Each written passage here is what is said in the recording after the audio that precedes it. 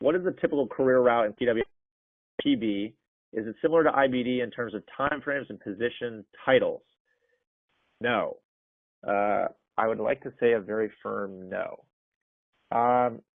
In investment banking, traditionally, and I think it's still very much the case, although investment banks are trying to change it because there's naturally been a huge shift in the investment banking industry, primarily because fewer and fewer people are wanting to do it. The money is not nearly as much as what it used to be, although it's kind of getting back up to levels. The hours are still very much there. But ultimately, I think I read some article about this, that finance as a whole, at least in the last 5 to 10 years, has just fallen out of favor with a lot of college students. And then, interesting careers like tech are emerging, and people, I think last year, Wharton fired their dean of admissions primarily because their applications were down 22% year over year. And that's seasonal, that's going to happen, but there's just been a mass exodus from Wharton applications and more into GSB and Haas applications because nobody wants to work in finance anymore. And so because of it, investment banking is hiring fewer and fewer people.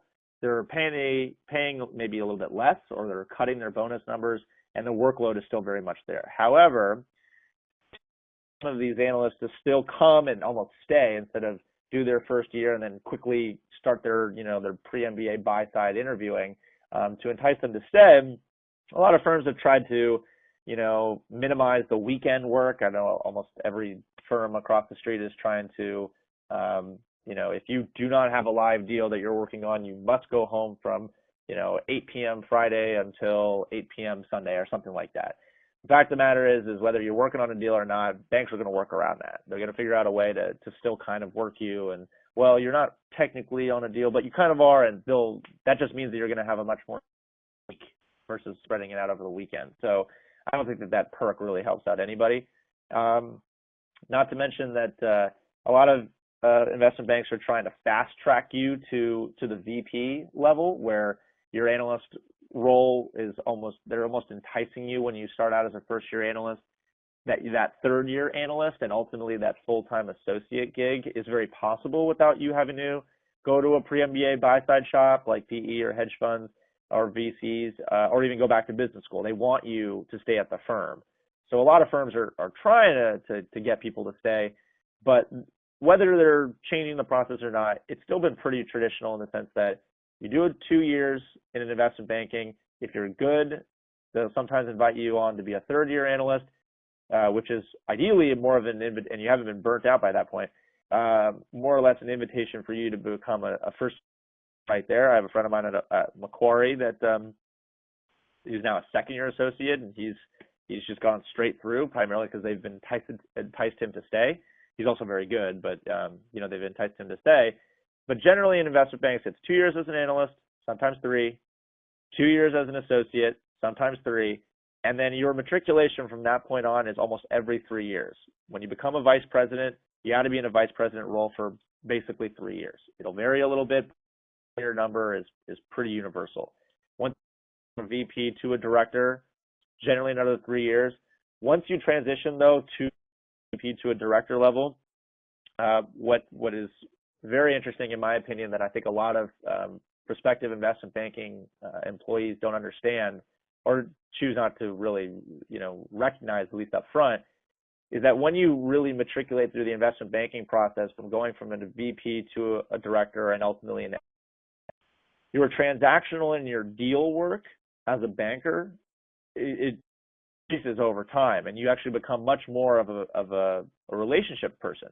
It's you as the managing director that has the connections with the pharmaceutical CEOs of the world. If you work in healthcare, for example, or if you're in Houston, you know all of the oil and nat gas tycoons. And so it's those relationships, and ultimately say the private banking aspect of your career will ultimately really propel you into those higher positions in investment banking, and you become less and less of a deal guy and more of a relationship guy.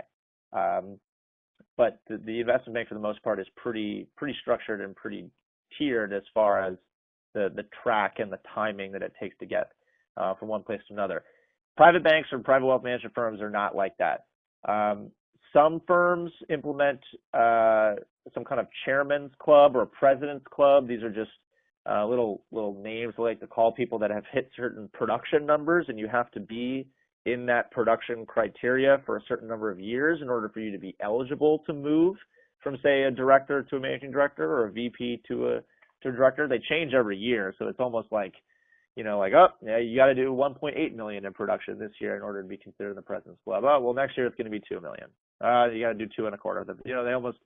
They almost don't want you to be in that President's Club or Chairman's Club. But the apart from the 2 to 3 year, depending on the firm, analyst program in private banking or private wealth, and then ultimately the 2 to 3 years as an associate. When you become a VP in private banking, unlike in investment banking, your trajectory from a VP to an MD will change dependent on your AUM or your assets under management and your production. So you have the ability to be fast-tracked to a managing director, presuming that you're bringing in money and that you're producing on that money, versus waiting out your time and doing the transactional work in investment banking. It's, if you're in Silicon Valley, for example, and tech deal and tech tycoon in your book of business, and you're rubbing elbows with some of the the Snapchats or whatever the world, even though they're based in LA, you're gonna have a big book of business, ideally be producing off of them. The firm is going to see your value, and they're going to promote you as such. And it's not going to be dictated on your time that you've been at the firm, but more so your value add as far as production and assets under management. And you have a little bit more demand in that. I've been doing this, I want this, and depending on your audacity, you could probably fast track yourself a little bit more in private banking or private wealth. However, again, it's depending on the firm, the salaries and the bonuses and the overall income is fluctuates a little bit more, and it's not as guaranteed as investment banking. So you really need to hit the ground running. You need to be doing well. But if you are doing well, then you can matriculate faster, and the typical career route and the timing vary based on your performance. And ultimately with your position title.